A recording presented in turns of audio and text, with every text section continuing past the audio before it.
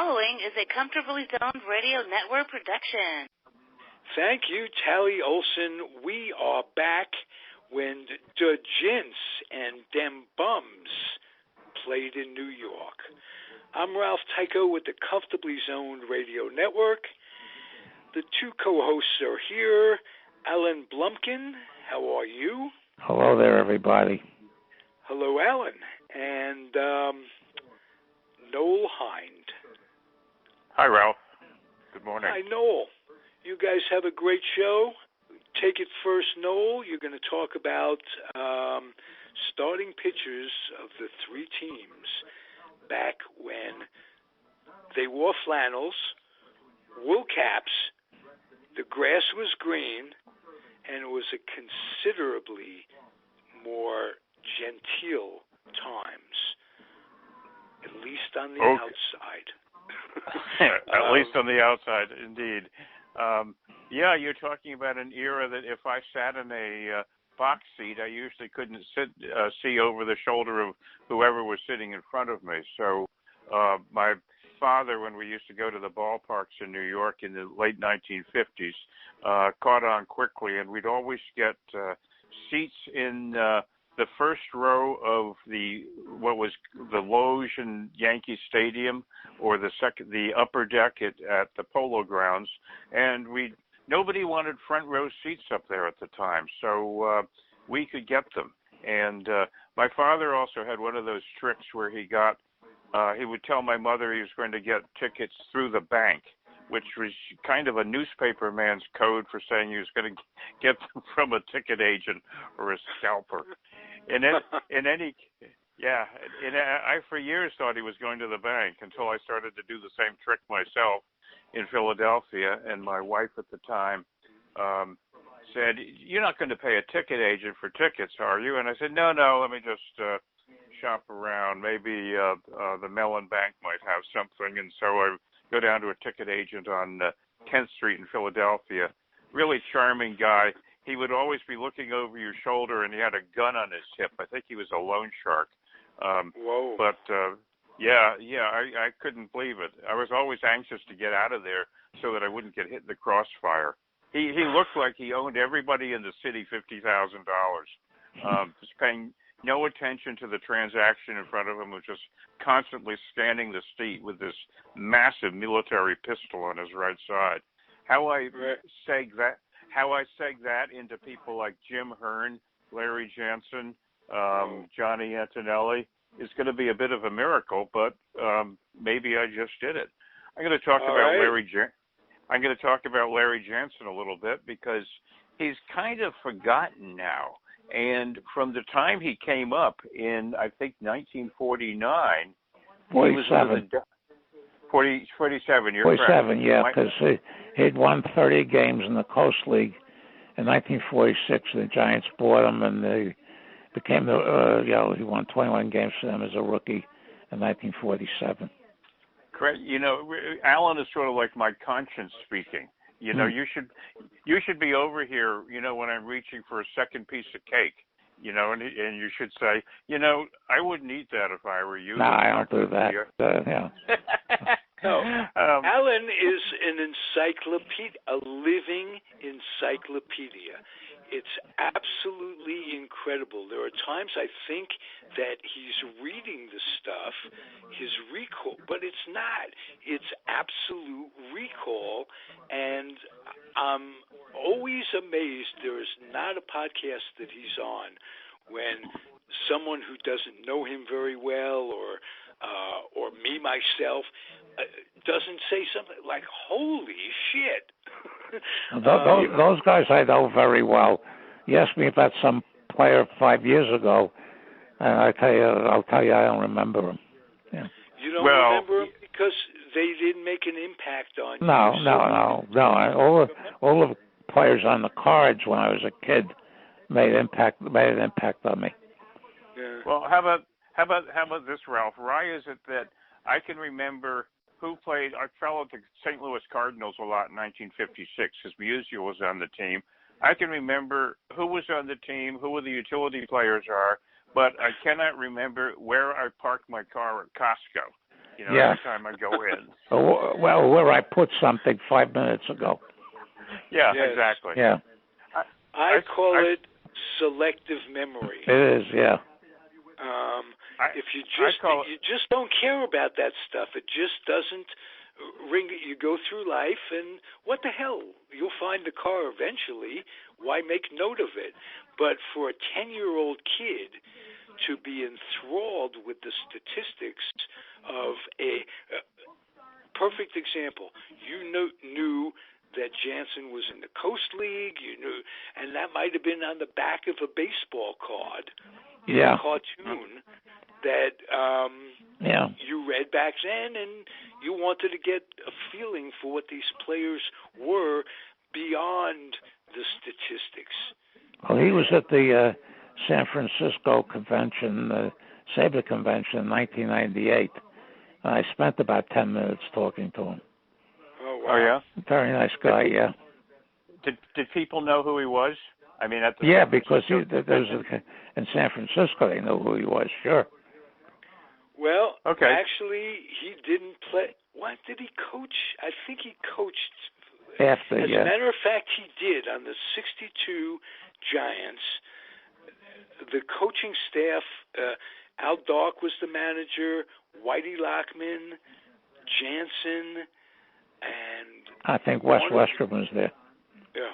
Okay. See what I mean, Noel? Yes, and I will tell. I had forgotten for a second, but you're right. The Jansen coached for about a decade with the Giants, and the Giants organization credited him with developing both Marichal and Gaylord Perry. So my question was a little foolish. Yeah, he was a very prominent coach in San Francisco in those years. And, of course, as Alan said, he was a Pacific Coast League guy. And for that matter, now that I think further, he was from Oregon. So very much of a West Coast of the United States guy. Right. Where I was going with this, though, was that he was indeed one of the prominent pitchers in the National League, particularly in 1951 when he led the league 23 games. Alan can probably tell me how many he lost that year. He also was the winning pitcher in the Bobby Thompson game because he pitched the top of the ninth. That's right. A rare relief appearance, I would say. Yeah, I've asked that in trivia contests that I've run several times. Yeah. Yeah. For those of you listening out there, Alan is a SABR superstar. He has, like he says, he's won trivia contests for years in SABR, and it's the most prestigious organization for sports. I haven't played in 20 years. My last time I played was 1999, and I ran a few of them. I wrote and ran a few of them afterwards. And you combined and played against David Nemec, who is, I think we will say, the godfather of baseball trivia. Oh, yeah.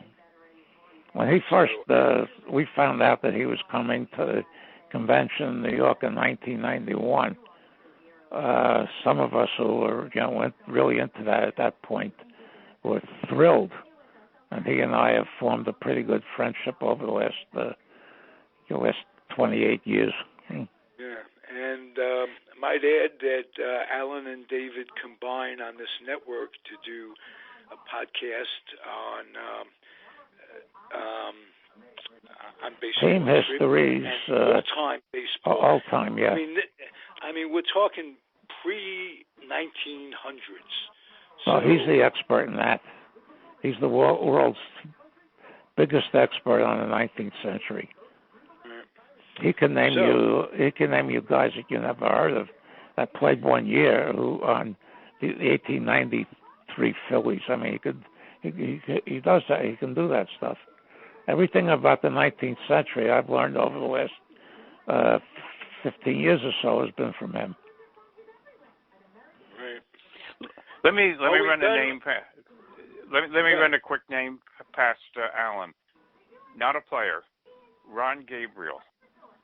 I know him. Yeah, he was a guy who I met at a bunch of conventions. He passed away a few years ago, and he had this really big Brooklyn Dodger collection. And I asked him one time about the L.A. Dodgers. He says there are no Dodgers but the Brooklyn Dodgers. Have you ever heard of the? This is a self-serving question. Have you ever heard of something called the Ron Gabriel Award? Yeah, vaguely. It's not. Is that out of Saber or no? It's the Saber thing, yeah. For okay. the best new book of the year on the Brooklyn Dodgers, and I am flattered to be nominated for that this year. That's your one on the last game there? Yeah, the final game at Ebbets Field. I got a. Yeah, I have that. I really haven't been reading anything in the last month, but over the winter I expect to get a lot done. I expect a free cheesecake from Juniors if I win this thing. Yeah. But I might have to buy it myself. I don't know. Anyway, they got in touch with me and asked for some extra copies about a month ago. But I'm kind of flattered to just be in the consideration for such an award. Well, I read your original book on the Giants when that came out. I don't know how many years ago anymore. 33 now. Okay, and I have the revised. The revised is actually a much better book. Because I just put in everything that I didn't put into the first one. Although actually, even though it ended up 600 and some pages, I could have written 1,000 pages. I could have written 2 volumes. I'm sure you read it. Told you if you put that much, it wouldn't sell very well. Because a lot of people can't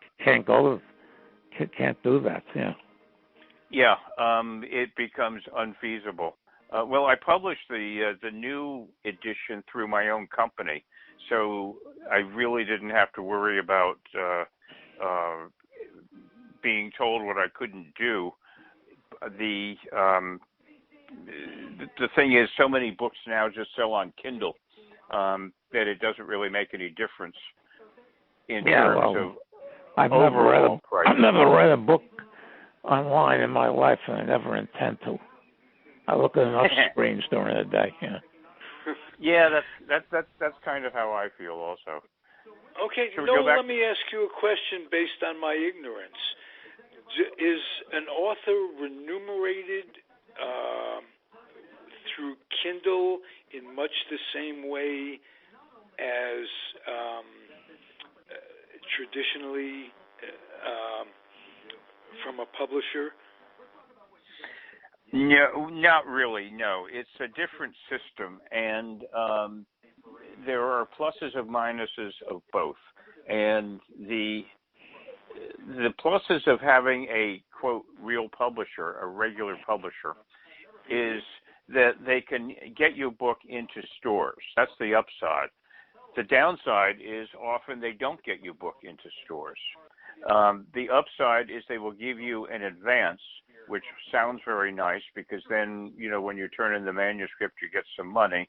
But the downside is frequently they steal from you with, creative bookkeeping, or they delay payments because of what they call reserves held against returns.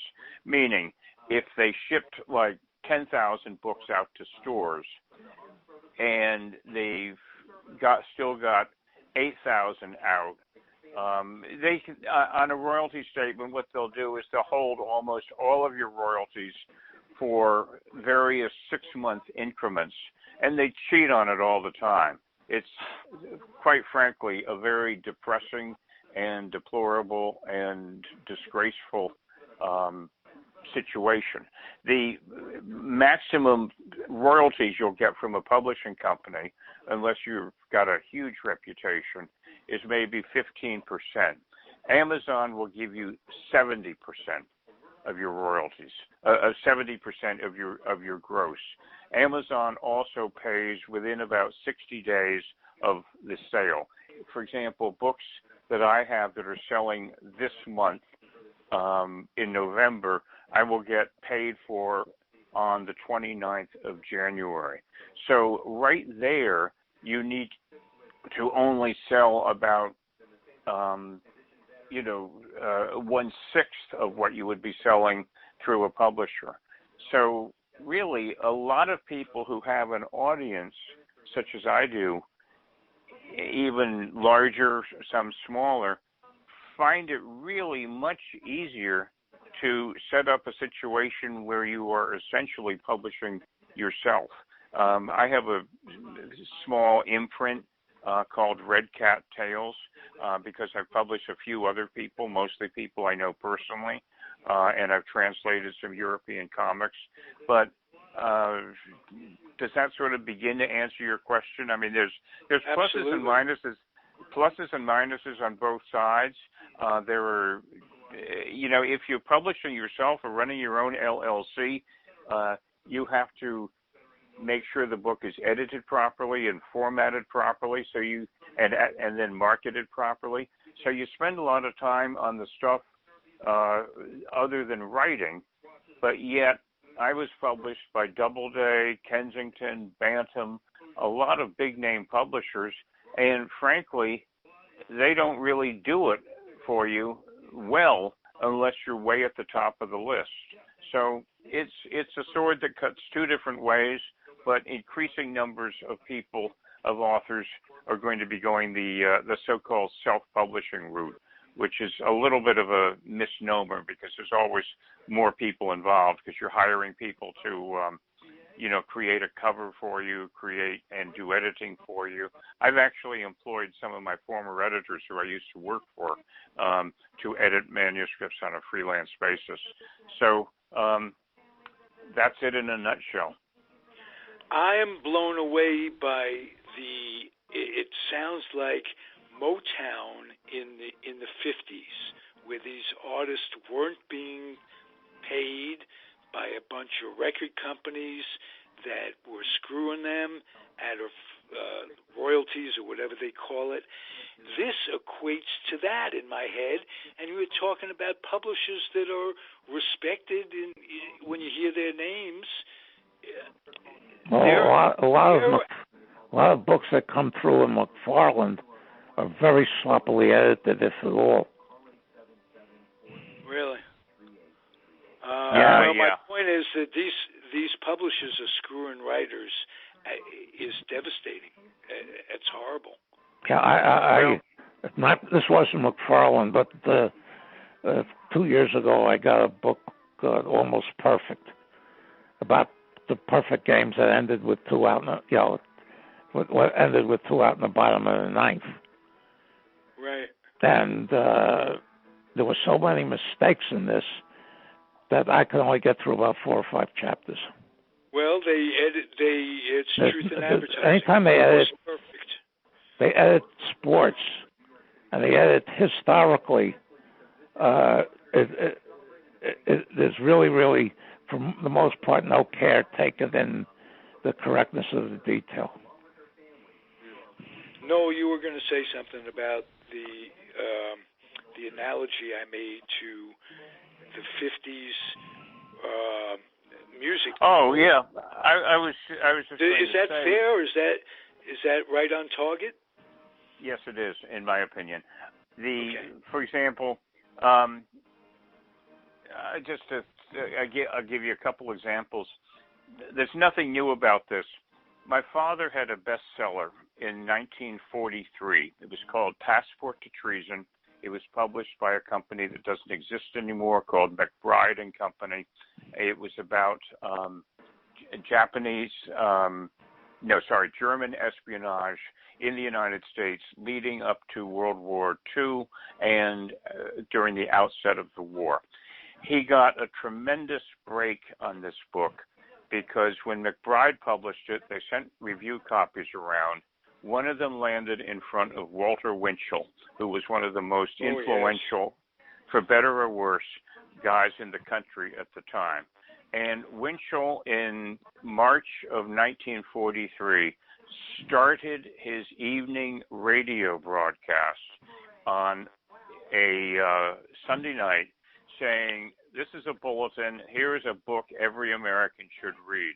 Well, that thing blasted from nowhere to the top of the bestseller list. I think it got as high as number 5 or 8 on the New York Times, stayed there for a couple of weeks, and the publisher was literally selling books as fast as they could print them. As soon as they were printed, they would go out to bookstores. The bookstores would sell out. You know, it was great. It went on like this for about 3 months. My father then signed a new contract with the same publisher for a sequel. And while he was writing the sequel, he had to come in to the office in New York. I think it was on West 43rd Street. At the time, publishers were they didn't send their printing out somewhere else. The editorial office and the printing presses were pretty much in the same offices. So he wanders down to the printer to say hello to the printers who wanted to meet him one day, and the editors weren't with him. And they said, "Hey, Alan, how's it going?" And he said, "Just fine. Look at this. We've sold 7,500 books." And they looked at him strangely and said, "Are you kidding me? Here's how many we've really printed and shipped." You see what I mean? So, yeah, exactly. So he knew from the printer's office how much they were really selling, and he also knew what they were actually paying him for. And you know what? There wasn't a damn thing you could really do about it, because it was all being done off the record.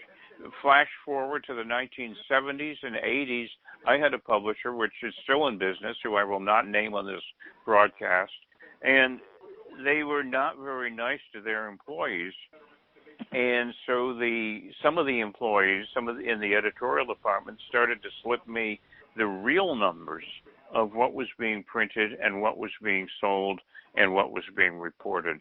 So, frankly, it's a thoroughly corrupt business, and people don't realize it because often the front people are very, very polished people, Ivy League types who come out, in button-down blue shirts and everything, shake your hand, and they tell you how, a small advance is really better because, you won't have to, worry about, not earning it back, et cetera, et cetera. It's all BS.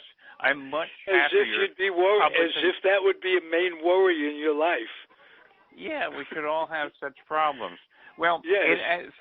We've gotten off the subject of baseball a little bit, but the problem that can happen with too big an advance is if you get traditionally in publishing, if you get a $20,000 advance and you earn it back, meaning you go into royalties after earning back the $20,000, the book is considered a success. If you got a $100,000 advance and made $50,000 in royalties, the publisher has not earned back their money, allegedly, and the book is considered a failure.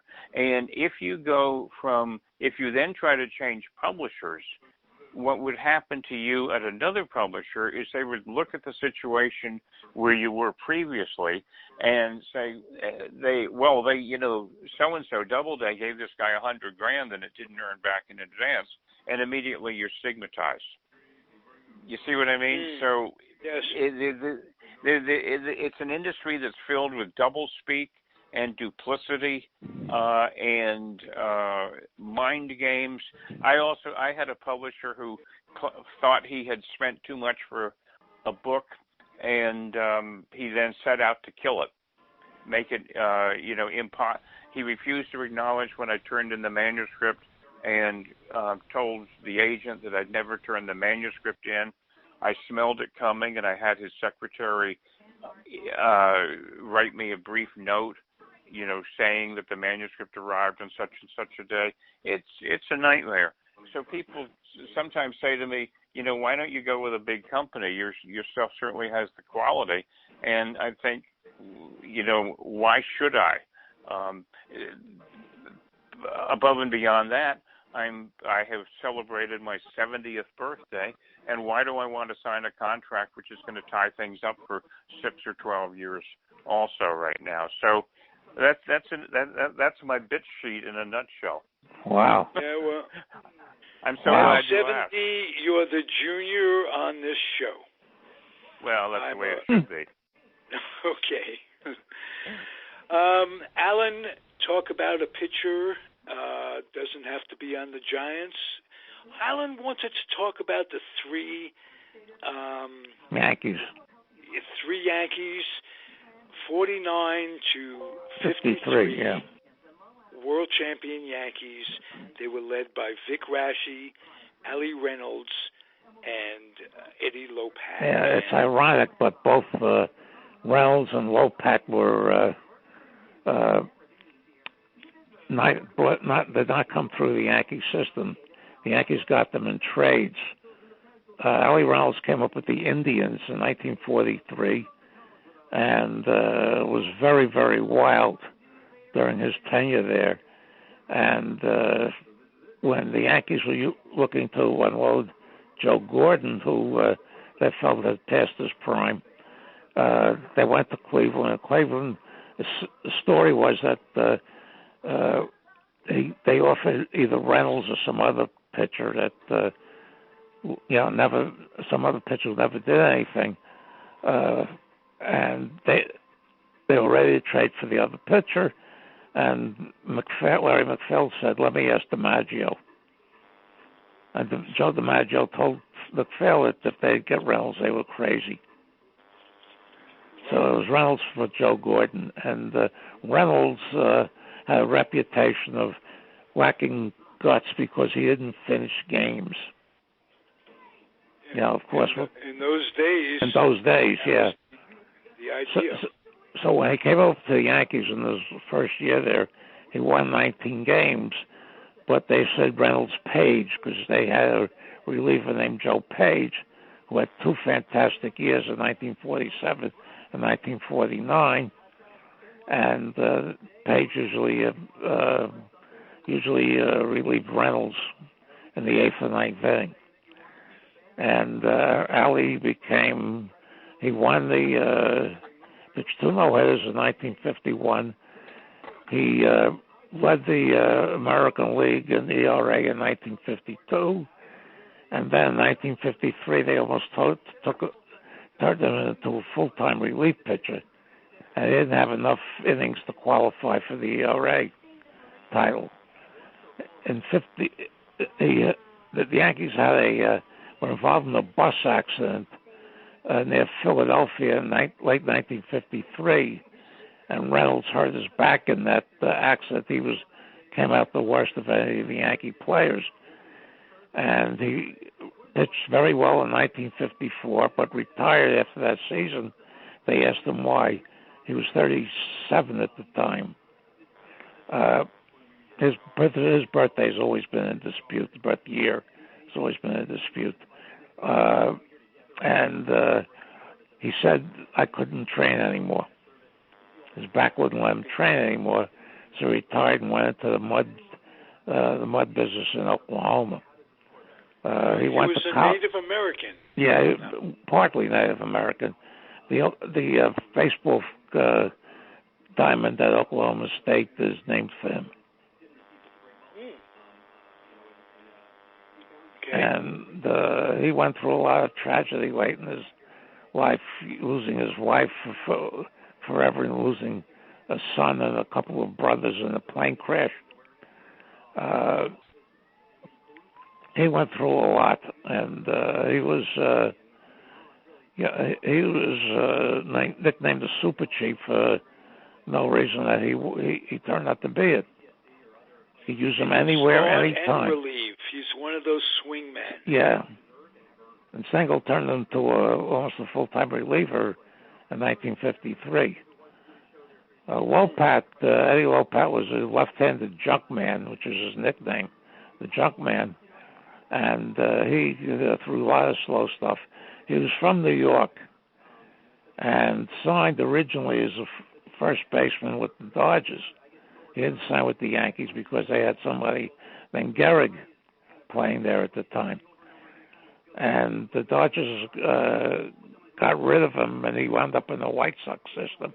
They got rid of him because he couldn't hit, and he was mediocre as a pitcher until Ted Lyons, the Hall of Famer, got hold of him in Chicago and taught him a bunch of things.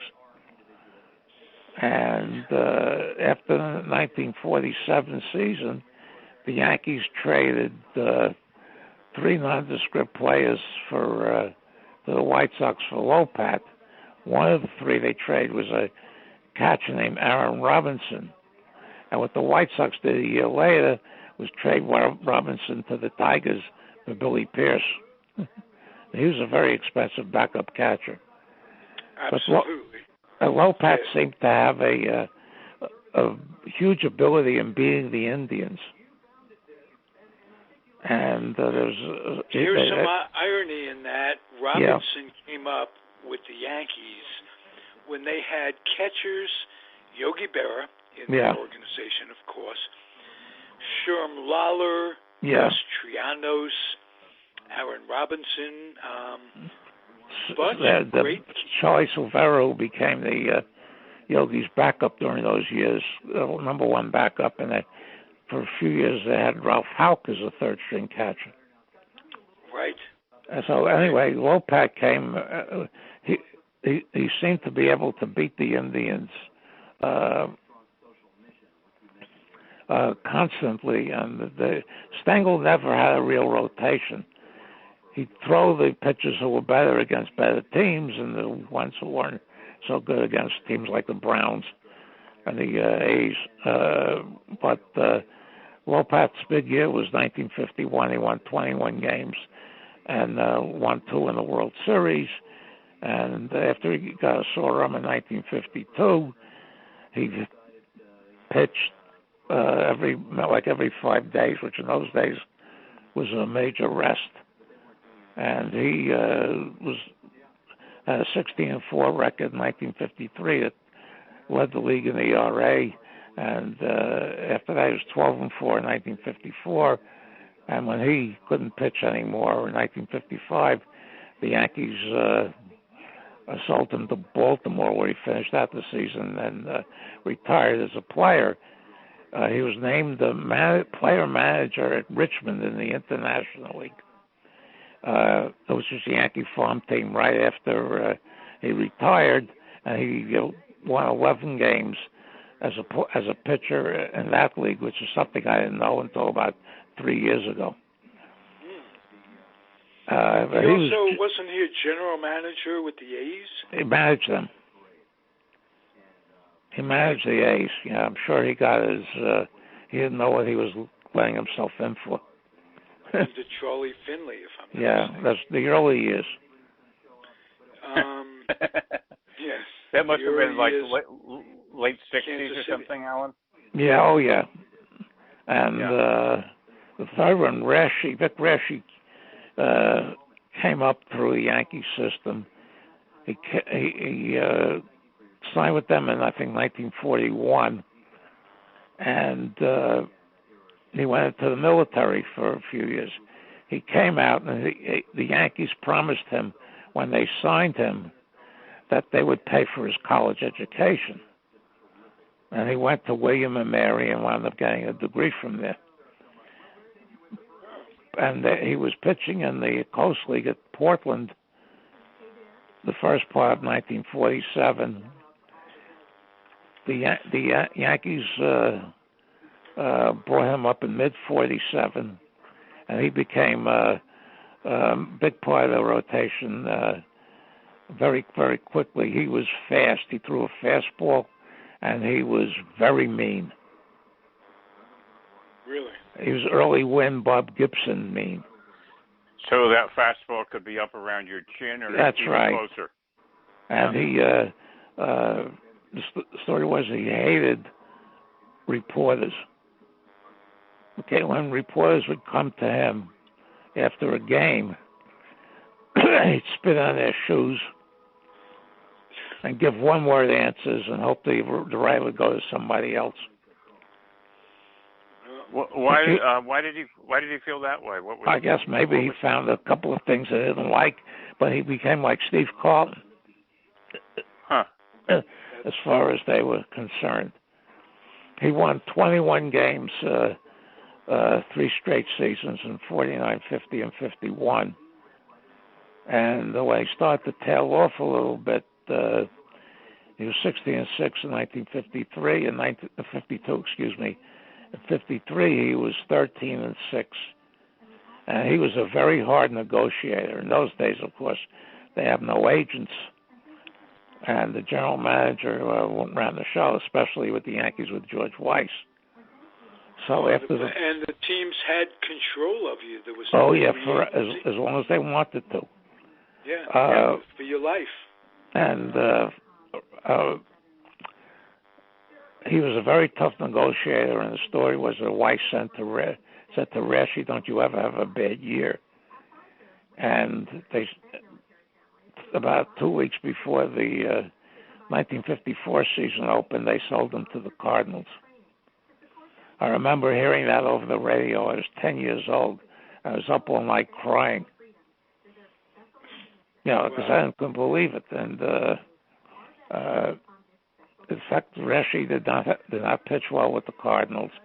He gave up Henry Aaron's first home run, which is a fairly easy trivia question these days. He went to Kansas City in 1955.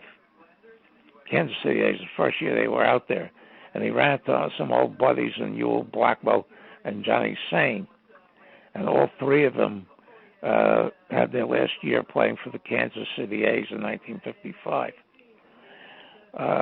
Rashi also, during that period, when he was with the A's, he gave up the first of Whitey Ford's 3 home runs. Right, hit 3 in his career.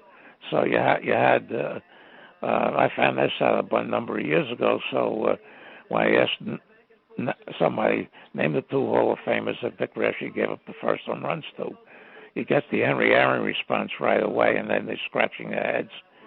And when I tell them Whitey Ford, they look at me like I'm nuts. He wasn't a particularly good hitter. No. He once drove in 7 runs in a game, but that was 3-4 years before that. Ford was not considered a good hitter, no. Where did he hit the home run? Ford. Did he hit it? Probably Yankee style. I don't know exactly where, but it can be looked up on reference. Sure. Yeah. The thing also is that in that territory, Warren Spahn gave up the first home run to Willie Mays, as almost everybody here knows. And the other Hall of Famer he gave up the first home run to was Sandy Koufax, who hit 2 in his entire career. Who gave up Hoyt Wilhelm? This is Spahn. Who? Oh, Spahn gave up. The Mays and Koufax, yeah. Now you find this stuff out that years ago Sabre published a home run encyclopedia, and they put out all the every player hit a home run, whether it was on the road or not, and underneath the players' numbers there, they had put who they hit the first home run off. That's how I found that out. Okay, here's a trivia question for you, Al. Speaking of Hoyt Wilhelm, who was the pitcher that threw Hoyt Wilhelm's home run? I don't know. What team was it against? Can you tell me that? It's just off the top of my head, so I can't. Yeah, all the stuff is on reference. Oh, I know that. Yeah, so if I don't know something, if I'm doing a profile on a player, player basically who can't hit very well, like I did one on Clint Hartung the other day. And most people didn't know about him. Somebody put a picture up of him, and I decided that he was supposed to be one of the greatest players ever coming out of the Army, and it was slightly less than that. I put down, and I said he pitched and played and hit and couldn't do either very well. Wasn't he a pinch runner? He ran for Mueller, yeah. Yes, wow. But stuff going on in my head that's pretty useless except for moments like this. So, Rashi, the story with Yogi and Rashi, I think I may have told this, was Stengel sent him out to talk to Rashi, and Rashi, Yogi said, then says, no, another step further, and finally Yogi goes out there. Rashi said, I told you not to come out here. He says, your number ain't 37. That's what Yogi said. And, all right, let's go to Dodgers. I'm going to tell a quick Billy Lowe's story. Billy Lowe's was from the same little section of Queens, Jackson Heights, that I was from. So I always thought about Billy Lowe's a lot when I was growing up, even though he was a Dodger and I was a Giant fan. He was said to have lost a ground ball in the sun. That was one of the stories written about him. Yeah, well, Carl Erskine said quite a number of years later that was possible for a few moments. Oh, to lose a ground ball in the sun, yeah. Yeah, the glare, the coming off of whatever. But, I thought there were open areas in the wall behind home plate, and I thought there was sun coming through there. Yeah, he also balked in the winning run in one of the games in 1952 World Series. Okay. He also, one time was he was on the Dodgers, either 52 or 53, and he picked the Yankees to win the World Series publicly. And he was called out on that, and he said, I was misquoted. I said 7 games, not 6. And he always he was a character. I don't know if he was mentally all there a lot.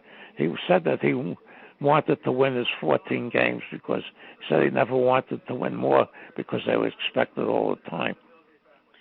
Interesting. That is a professional ball player's attitude sometimes. Barney Cable, my boyhood counselor at camp, was a professional basketball player out of Bradley, played for Syracuse, played for St. Louis Hawks, never wanted to score 20. His quote was, they would expect 20 out of you every night if you score 20. And he just wanted to fit in, be a bench player, great shooter, no ambition, no real drive. And there are some folks like that. And that's part of the differences in what makes an athlete. Well, so pretty much in Roger Kahn's book, sorry, Ralph, for interrupting, but Roger Kahn's book said that Preacher Rowe, who was from the backwoods of Arkansas, was totally incredulous with Billy Lowe's because Billy Lowe's came out of such a different background. Right. And another thing that Billy Lowe's, he was present at four home run games. Oh, really? Yeah. He was at the... that when he was drafted by the Mets, he refused. He and Johnny Antonelli saw the future a little bit and didn't want any part of it. Yeah, he was at the Dodgers when Hodges hit his 4. He was on the Dodgers when Adcock hit his hit 4 against the Dodgers. He was on the Orioles when Rocky Colavito hit his 4 for Cleveland against the Orioles, and he's on the Giants when Willie Mays hit his 4. Wow. Yeah, this became a trivia question a long time ago. And the That's other, a good one. you got Carl Erskine, who was a regular, Newcomb, who was really screwed because of them drafting him into the Army after a 20-game season. And Padres, they got in 53. Preacher Rowe also. Preacher Rowe came over from the Pirates, and he had a very good career with the Dodgers. Okay. And Branca and Clemmer tell us about. We're talking time here, so I want to keep it to about 30 minutes. Noel, would you? We talked in a previous show. We talked about Magley. We talked about Jansen early on. Tell us a little bit about Jim Hynd. Jim Hynd, as they would call him, with a New York accent. Jim Hynd. Always pitched when I went to a New York Giant game as a kid. Saturdays, basically, with my grandfather. He was, for one reason or another, he was the pitcher. Anything about Jim Hynd that you learned in writing your book? Jim Hynd was a guy, first of all, he was a great golfer also. In addition, he was just a good athlete and a good man. If I can give you my 2-minute spiel on Jim Hynd, he was still pitching for the Giants when I was old enough to follow the team in 56 and 57. And intuitively, I always liked him. He was a big character. He's maybe 6'3", and as the years went by, I never heard a bad story about Jim Hynd. He was kind of a Southern gentleman in a good way, if you know what I mean. He was from, I think, Atlanta, Georgia. When I was writing the story about the family that lived at the Polo Grounds, the Schwab family, Jerry Schwab, who was Matty Schwab's son, who later became the guy with the hose at Candlestick Park who watered down the base paths a few times for the Dodgers. Jerry told me that Hynd was one of the... Yeah, exactly. The Swamp Fox, they started to call him. Right. Jerry said that Hynd was really one of the nicest guys on the team, and I believe Jerry used to wear Johnny Mize's number, but after Mize left the team, Hynd became his favorite player. Hynd was a very consistent player. I believe they got him from the St. Louis organization, and really way back, I think Hynd signed around 1942 or so. He was really a steady pitcher with a bad team. He never won 20 games that I can remember, but he was a 17-game winner in 1951, won 14 in 42. He was a bit of a... 50. Go ahead. The Giant. Let me just give you two quickies on him. The Giants got him in 1950 on waivers. Right. And 1950, he led the National League in ERA. He pitched 134 innings. That was the last season that the qualify for an ERA, you had to pitch at least 10 complete games. Can you imagine if they had that now? And they changed it in 1951. And the other thing famous about him is he retired. I forget the year. He finished up with the Phillies in 1959. Correct. Yeah, and he lost the game 2 months after he retired. It was one of those suspended games that they used to have in Philadelphia and Pittsburgh all the time on Sunday doubleheaders. Yeah, and they finished this game a couple of months later, and he was charged with the loss. There was a book, Naughty Questions of Baseball or something like that, out and there was a story about a guy who either got a win and a loss in the same game or pitched against a suspended game. Yeah, well, there's movement. There's movement. I mean, the way they work suspended games is nuts because everything reverts back to the start. So you have players, if now especially with the schedule the way it is, you have players, if a game is suspended between an interleague game, they'll make it up for 3 months later. You'll have roster turnover. You'll have players that weren't there for the original game in there for the when they finish it, he gets a hit where they finish it, but everything reverts to where it started, so he can get credit for getting a hit in such a ballpark that he never played it. It's insane. I don't think anybody has been the winning and losing pitcher. No, I think pitchers are pitched for both teams. Games. I think pitchers are pitched for both teams. I think you're right on that. Yeah. Okay. But the whole way they treat this is nuts.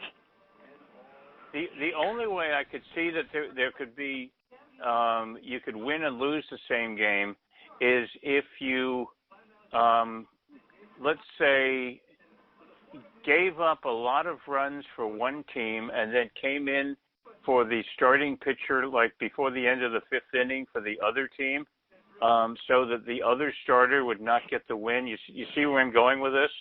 Right. You would have given up so many as the starter for, say, the home team, but then the other guy who started against you gave up a lot, and then after a suspension of the game, you come back in and continue past the fourth inning. But that's really stretching it. Yes, indeed. An unlikely situation. Exactly. In those days, on Sunday, Pennsylvania had a law that you couldn't start an inning off past 7 o'clock. Yeah. And there's one story laws. that weren't they blue laws? Yeah. Yes. There was well they didn't even allow it at all until 1934. How did that come to be? Was that put in by the church? The churches were the biggest ones that were opposed to it, playing on Sundays. And then, Connie Mack, when he had those great teams in the 29-30 and the one in the early teens, he lost tons of money because he couldn't play on Sunday. They're the last. Blanche Rickey not attend games on Sunday? No, he did not attend games on Sunday. Okay, he did not. Am I correct? Yeah. Okay. There's a story that when Eddie Stanky was managing the Cardinals, that they were playing a doubleheader there, and they were getting clobbered in the second game, which was getting close to the curfew, so they did all sorts of things to delay it. And they didn't tolerate his act, and they awarded the Phillies a forfeit. This is off our subject. Was Eddie Stanky a manager of the White Sox for a game? Yes, he is. What was the story of that? He was. He got the job after Al Lopez's. Al Lopez retired for the first time. He got the job, and he was able to do a lot with a team that couldn't hit, because the White Sox never hit in those days. Maybe it wasn't Stanky who took a job in the 50s and just had it for a day or so. And Eddie Sawyer. Eddie Sawyer. Okay. He was the Phillies manager when they won the pennant in 1950. He came back in the late 50s and quit right before the 1960 season. And they asked him why. He says, "I'm 49. I want to make it to 50." That's a great answer. Yeah. Stanky managed one day for Texas. Yeah. He was going to, they were going through turmoil down there. And this was in the early 70s. And they hired Stanky. Stanky managed him for one game and decided to go back to his college job. Yeah. All right. Yeah. Noel, close it out with whatever pitcher you'd like to talk about. This has been one of my favorite shows of all times, by the way, guys. Well, I always go back to this one when somebody wants to talk about pitching from the 50s. It is my theory that Sal Magley could have been one of the greatest pitchers ever he certainly was one of the most effective pitchers ever, pitching for not so much effective with the Yankees, although he did a decent job there, but I would say he won a pennant for the Giants and he won a pennant for the Dodgers in his two different stays. And I have always been of the theory that in that era, if you wanted to win a game and you had your choice of one pitcher to start in the 1950s, you would have selected Sal Maglie, at least during his prime with the Giants in the early 50s. He was as good as anyone. He was as good as Ford. He was as good as Newcomb. He was as good as anybody you could name. And my favorite footnote of Sal Maglie is he was the starting pitcher in two of the most famous games of the 1950s, the Bobby Thompson home run game and the Don Larson perfect game.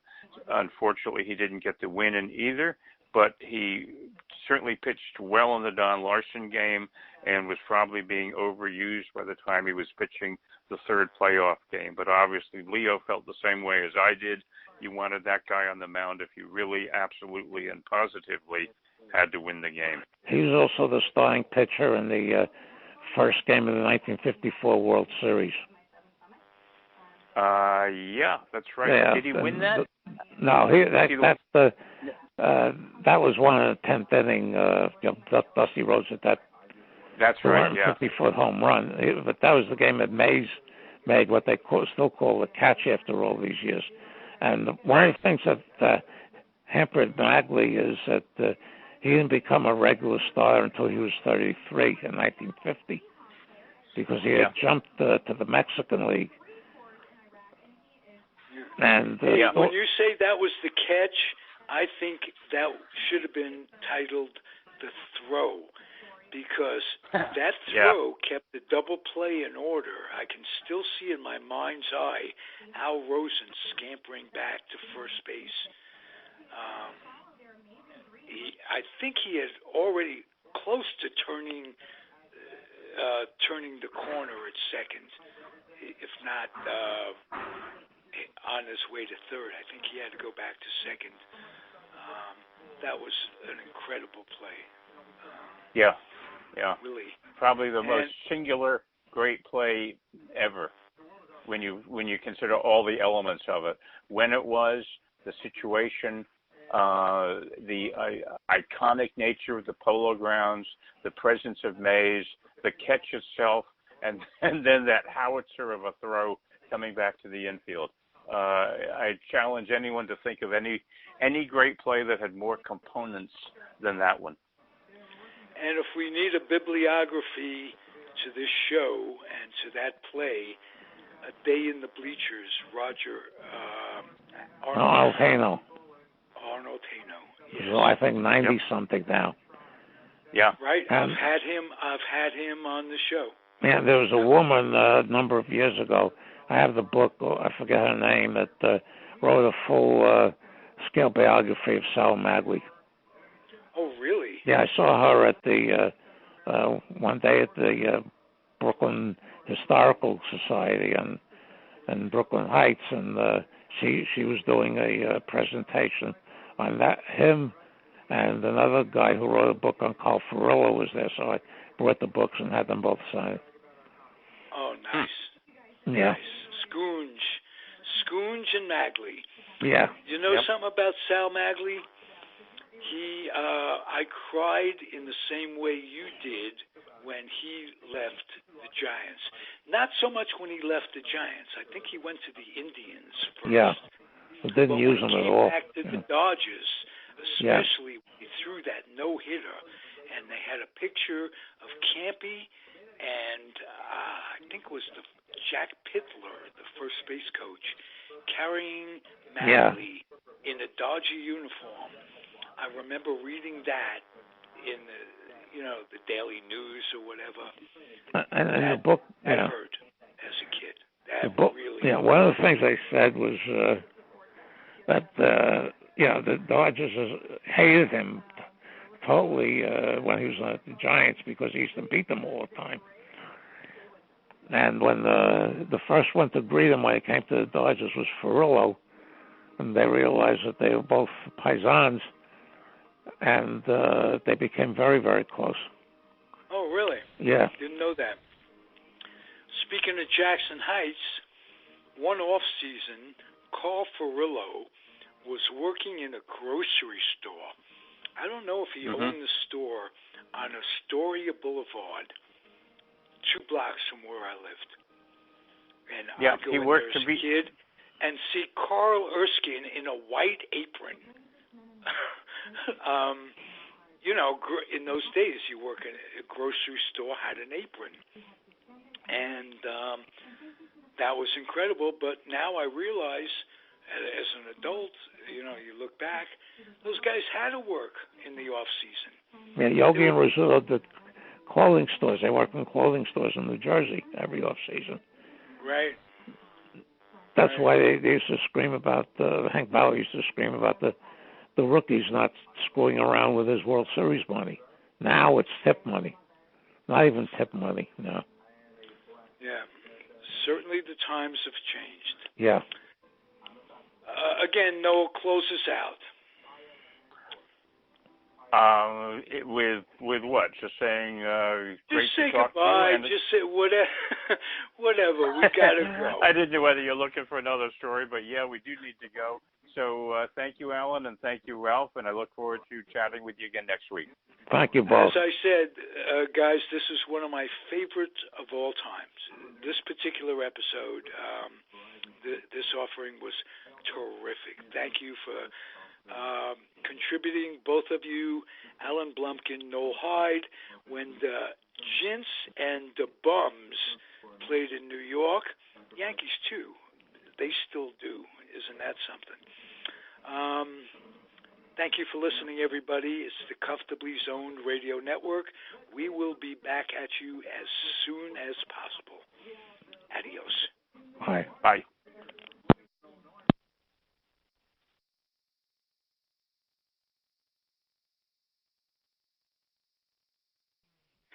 The proceeding has been a Comfortably Zoned Network production. You are advised to keep your dreams wet, your humor dry, your children and grandchildren out of military recruiting offices and off the laps of clerics who wear dresses. Thank you for listening, everyone. Happy trails.